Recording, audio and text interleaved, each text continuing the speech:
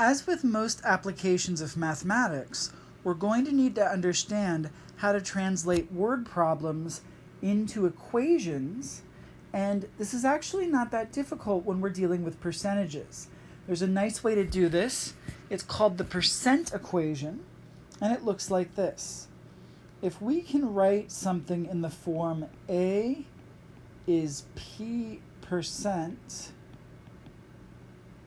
of B, then we can translate this pretty easily into an equation. A is just going to be A. Is generally means equals as far as an equation is concerned. P, and then the word of often means times B, especially when we're dealing with a certain percent of something else. You multiply that percent by the quantity. So here, if we can take whatever word problem we're looking at, whatever situation we're looking at it, and write it in this form, some number is some percent of another number, we can convert that into an equation, and we know how to solve equations, so that's not a problem. We're going to look at a few examples, and then in the next class, we're actually going to look at some word problems. These are going to be set up a little bit easier. Let's look at a problem. All right. What is 8% of 20? That is a valid question, and you'll notice that that fits with the percent equation. In this case, we don't know the first value, that we're asking what that is, and then we have something is some percent of a number. We can convert this into an equation fairly easily. The word what is what we're trying to find, so that's going to be our variable x. Is means equals. Now we're going to have to take 8% and convert it to a decimal because we're not allowed to put percents into equations. We're not allowed to do math with them. We have to convert them to fractions or decimals. We're going to do a decimal here. If we take 8% and convert it to a decimal, we move the decimal point to the left 2 places, and that's going to be 0.08. Now, of is going to be our multiplication, and then our last number is 20. So that question written as an equation is x equals 0.08 times 20. And now we can solve for x.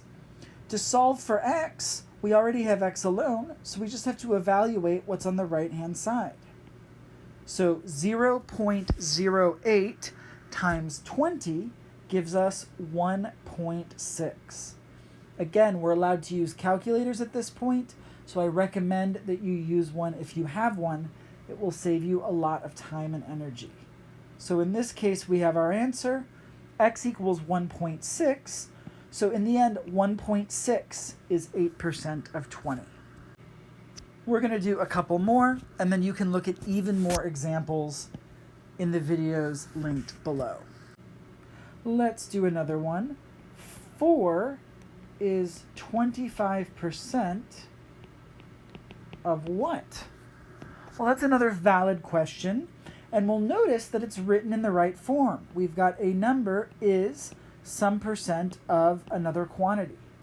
Since this is the unknown quantity, we're going to represent that with x. So translating this into an equation, we have 4 equals 25% is 0.25. Of means multiplication, and what is our unknown? So we're going to let that be x.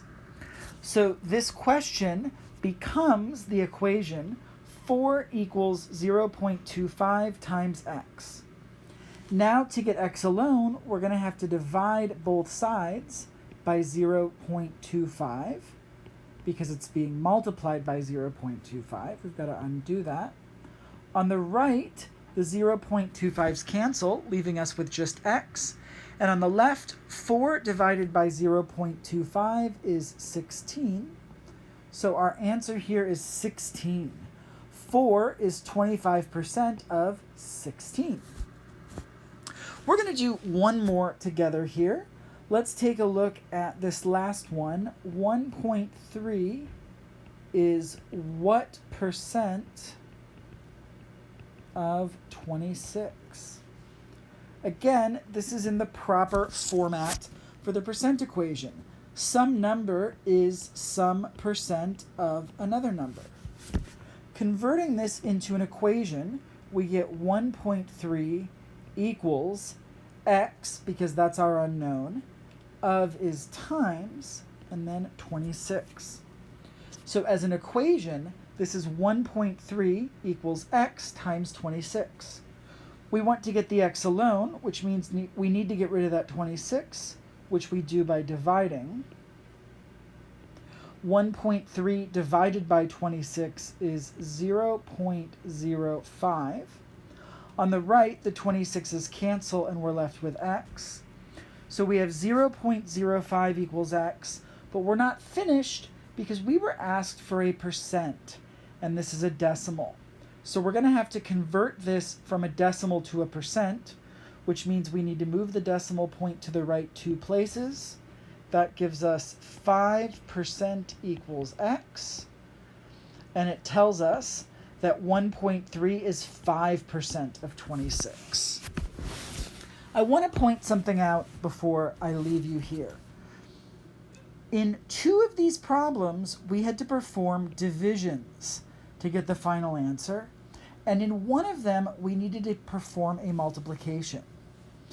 The way to figure out what to do most consistently is to always use the percent equation and change these sentences or these questions into equations.